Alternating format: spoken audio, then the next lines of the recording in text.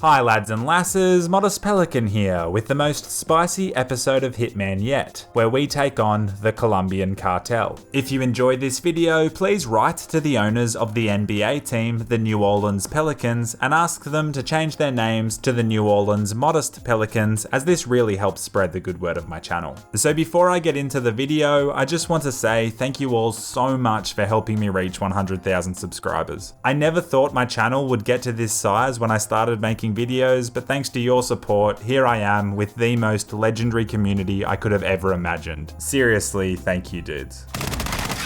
So anyway, we head to Santa Fortuna, a town balls deep in the Colombian jungle. Colombia is known for many things, such as its exotic tropical landscapes, its delicious coffee, perhaps its beautiful women, or maybe even its passion for soccer. No, look, I'm just kidding, it's known for cocaine, and we're here to assassinate the three drug lords of the Delgado cartel, Rico Delgado, George Franco, and Andrea Martinez. So here we are, bald, angry, and ready to smoke some Colombians. For some reason, Agent 47 is dressed like someone who spends their summers touring Europe on a yacht, finger-banging caviar. The blue shirt says I shave my chest, and the white slacks say I am probably a massive f***head. The perfect disguise for a rural Colombian village. Anyway, I walk up to a market stall where a candid local woman is selling fresh produce. I proceed to steal an apricot. Pretty heartless, I know, but come on, I am hired to kill people, you can't expect me to pay for my daily fruit intake. I continue up the road to one of the cartel's compounds and locate our first target, Andrea Martinez. She is surrounded by militants, so killing her will take some creativity. I follow her around and she goes on to roast a band member for not being on stage, as apparently he should be getting ready for some kind of ceremony. His excuse is that he was out late last night drinking. What a legend, and quite frankly a great role model for the kids of the village. After listening to more of her conversations, I discover that the rest of the band is missing too, and as soon as they show up, they can commence the ceremony and unveil this statue of Rico Delgado. I decide to go and investigate the statue, but unfortunately two guards are blocking the way. I listen to their conversation and they speak about how the foundation of the statue is very unstable. One of the guards needs to take a leak, and so I follow him into the bushes. I'm like 50% sure he is out of sight from the other guard, which is good enough for this professional hitman, and so I proceed to choke him out and put on his military outfit. I walk past the other guard and just ignore him despite him trying to speak to me. It's like the in real life version of when someone sees your message and the little scene receipt pops up, but they don't respond. I'm out here stealing apricots, planning murders, and apparently now ruining friendships. I check out the statue and realize that I can sabotage it, but I will need a wrench. There's also still 3 band members missing, so I've got some serious work to do.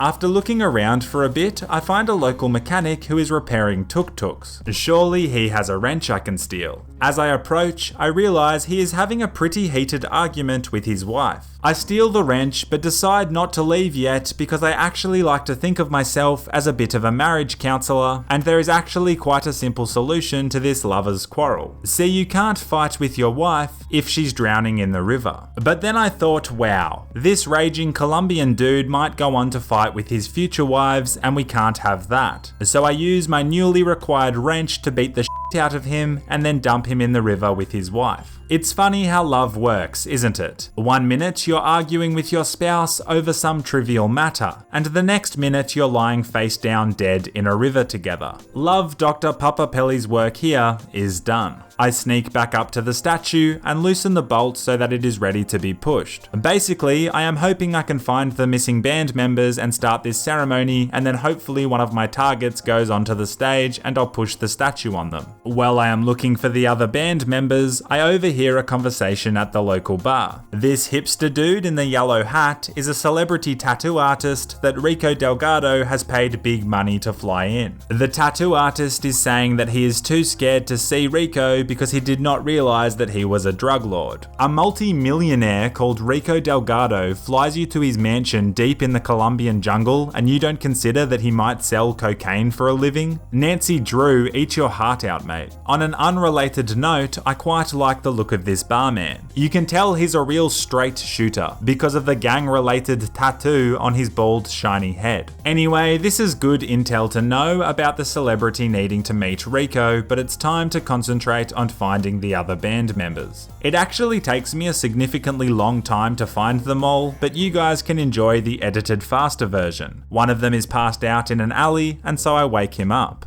Imagine waking up to this. I find another one sitting by a generator, and so I wake him up and he heads over to the stage. While looking for the last guy, I come across 2 tourists. Seeing them makes me think maybe I should try and visit Colombia sometime for the culture. Yeah, the pure clean cut culture. Anyway, as you are witnessing, I decide to eliminate them both, as I could not confirm that these 2 tourists weren't actually undercover agents for the cartel. I mean, they almost definitely were not, but better to be safe than sorry. After more searching, I eventually sneak into one of the houses and finally find the last band member. He is sleeping, and so I try and wake him up, but he doesn't react. And then I see the flies buzzing around him, and I realize that this lad is actually dead. I know what I have to do. I take his band outfit and head towards the stage. I walk up to the band, and fortunately they are so fried from the night before, they fail to realize that their tanned Colombian drummer is now a jacked white dude. I sit down and start playing the drums, and a short while later the town folks gather around Andrea Martinez as she begins her speech. I decide to move fast and move now. I take a risk and stop drumming and move through the crowd back up to where the statue is. Fortunately, the guard from earlier is down listening to the speech, and so I am able to pass through no problem. I proceed to give the statue a little love tap, and it topples over, falling and crushing Andrea Martinez. 1 drug lord down, 2 to go.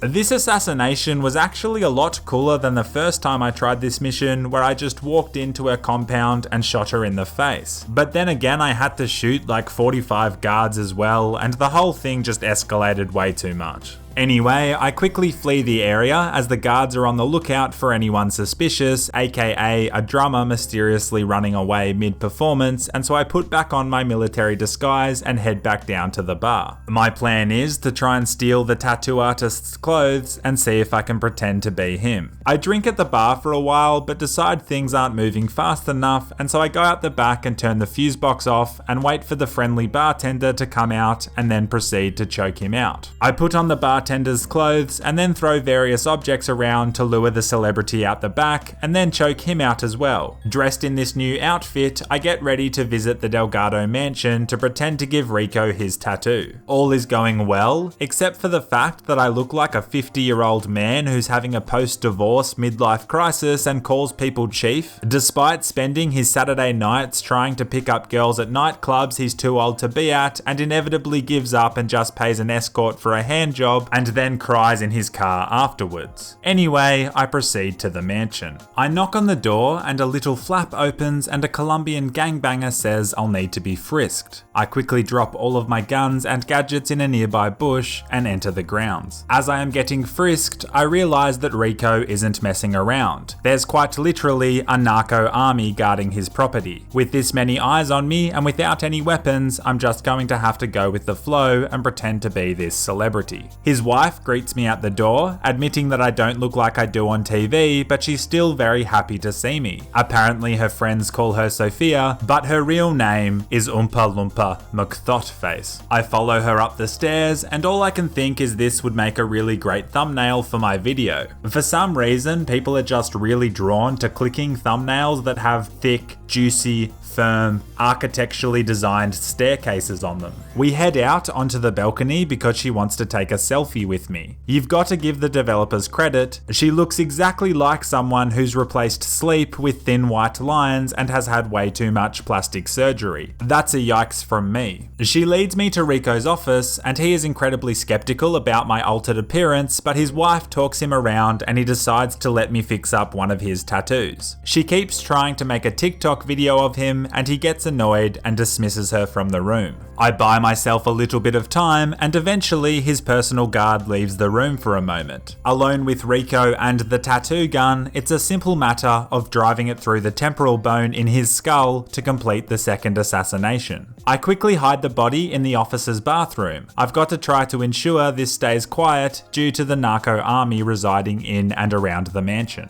I wait for his personal guard to re-enter the room and then take him down as well, dragging his body into the bathroom next to Rico's corpse. When that guard wakes up next to his dead boss, he is going to be so embarrassed. But hey, I hope he knows that everybody makes mistakes in the workplace and he doesn't let it get him down. I mean, the cartel will probably kill him and his family, but anyway, I put on his clothes and begin looking for a way to slip out of the mansion before someone finds these bodies. Like, I'm not saying that you should deal coke, I'm just saying that if you did manage to pull it off, you could have one nice mansion. This guy's got a chrome sports car inside. Check out this sunken deck as well. I mean, that's pretty baller. I actually start dancing a little bit, but then this guard tells me that if I do that one more time, he'll shoot me in the head. And so I take the subtle hint and get out of there. Time to hunt down the last boss, George Franco. I duck through a tunnel which takes me straight to the heart of the operation, to the coca plantation and all of the labs. The coca plants make moving around this area really easy, as even though people hear me, by the time they investigate, I am long gone. I find various machines and labs. I also find a cocaine brick that I take for evidence. One building sparks my interest though, this purple locked room. I do the Hitman special and flick off the fuse box which baits one of the scientists to come out and investigate. I then proceed to choke the scientist out and take his outfit. I quickly scout out my target, George. Damn, look at those shorts. You could only get away with wearing those bad boys if you were a feared drug lord. I follow him into the lab and discover that he is working on some kind of hybrid cocaine where he is splicing it together with a rare flower that is picked fresh from the jungle nearby. I wait for him to leave and then destroy his experiment. I hide in the fields nearby while I wait for him to come back. I actually use this opportunity to refill my water bottle in real life, as it is crucial that you maintain a high level of hydration while crippling a cartel. George then scurries off to obtain the fresh flower, but he is being closely watched by two armed guards. We make our way into the jungle and eventually reach the flower's location and the crew spread out. I choke out the first guard and take his outfit and then choke out the second guard as well. George realizes what's going on and tries to flee the area, but he isn't exactly an athletic boy and I choke him out too. I decide not to break his neck here as it just doesn't seem cinematic enough. I drag his unconscious body to a nearby cliff. I then throw the cocaine brick at his head, which I immediately regret as that would have been the easiest few $1,000s I ever made or one hell of a night out with the other assassins. I then roll George's body off the cliff into the rough rocky water below. He may have died a villain, but his memory will live on. Well, I mean, it might live on. This cartel has actually taken a major blow today and might not even recover, so perhaps not. The important thing is my mission is completed, so Agent 47 can get paid and go home to play some Apex Legends. Thanks for watching, you absolute legends, and a massive appreciation to my patrons for their insane generosity. Have a great week, and until next time, and as always, stay classy.